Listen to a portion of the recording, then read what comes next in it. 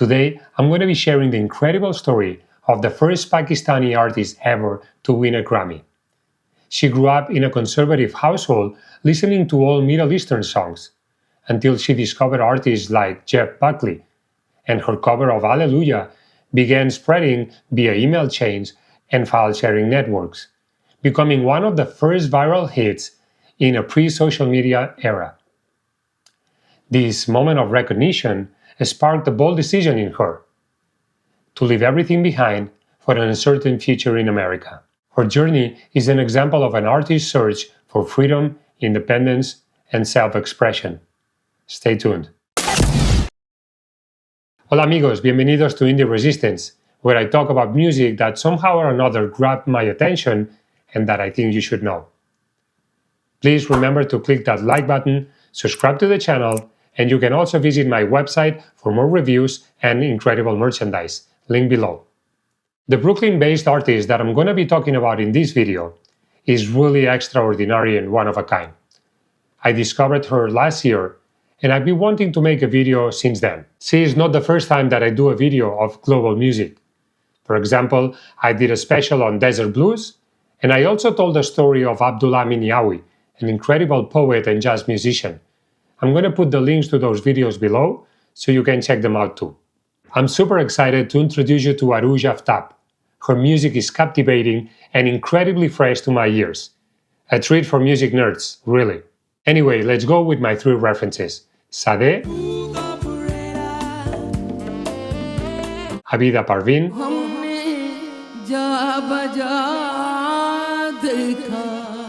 Jeff Buckley.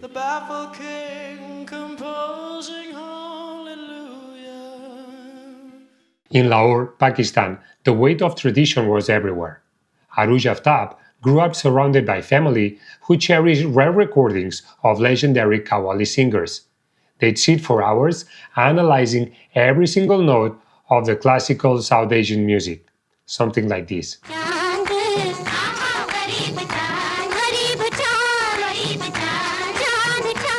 See, Arooj knew that she wanted to create music, sing her own songs, and at the same time, she was discovering artists from the West and dreaming of a different path. It wasn't just about making music. It was also about finding a way to honor centuries-old traditions while still speaking to a modern world. But there was a problem. Her family didn't understand her choice. They preferred her to study a serious career. And not only that, the early 2000s in Pakistan offered almost no path for independent musicians, especially women, of course. As Arooj herself tells it, I had no way to pave a path for myself in Lahore. Thanks to the overwhelming reaction to her cover of Hallelujah, she found the motivation to do something unexpected. At the age of 19, she applied to the Berklee College of Music in Boston. And of course, she got accepted. Now, moving to the US following the American dream meant more than just distance. It meant starting from scratch. So she immersed herself in music production and engineering, building the technical foundation to create something new. By 2010, Brooklyn became her creative lab. And in a moment that captured her fearless spirit, Arooj actually tracked down legendary singer Abida Parveen's hotel room and presented herself, uninvited, during the Sufi Music Festival in New York. Instead of being turned away, Parveen actually recognized Arooj. She gave her food, pulled out a harmonium, and they ended up playing together. Now, the most memorable moment is when Arooj asked, "What should I do with my life?" To which Parveen replied, "Just listen to my albums." Her musical journey can be traced through different chapters. Birth Underwater, released in 2014, brought a murky fusion of jazz and Qawwali music. Siren Island, released in 2018, experimented with ambient electronics and Urdu poetry. But that year, life took an unexpected turn.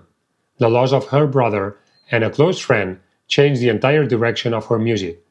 What was meant to be an edgy and danceable album transformed into something much deeper. Vulture Prince emerged from that period, but as she explains on her own words, it has a history before and after the trauma. Rather than being defined by loss, the album captures those moments when you accept your losses as part of your life instead of pointing at them. For 2 years, she decided to not listen to any music at all, to ensure that everything she was creating was 100% her own. And she did. The record achieved something remarkable, breathing new life into centuries-old ghazals through minimalist orchestral arrangements. Interestingly, she even created a perfume to go with the album, giving the perfumer that made it a concise and unique brief, including elements like Night is Lahore, big old trees, seasonal fruit, empty space, fire worship, or purple rain. And then, the zenith of her career arrived, when her song Mohabbat won the Grammy for the Best Global Music Performance. And the Grammy goes to Arooj Aftab.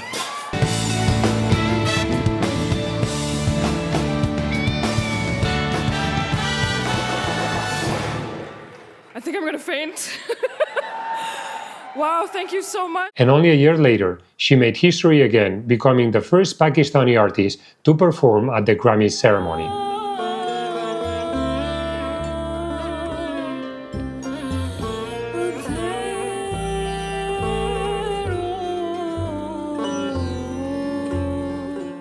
And finally, in 2024, Night Rain, where she explores the world after dark, each track spanning over 5 minutes, with vocals floating in and out of rich instrumentals. From the infectious melody of Rahat Ki Rani, Queen of the Night, to collaborations with artists like Vijay Iyer or Kaki King. This album also received 2 Grammy nominations, one for Best Alternative Jazz Album and the other one for Best Global Music Performance.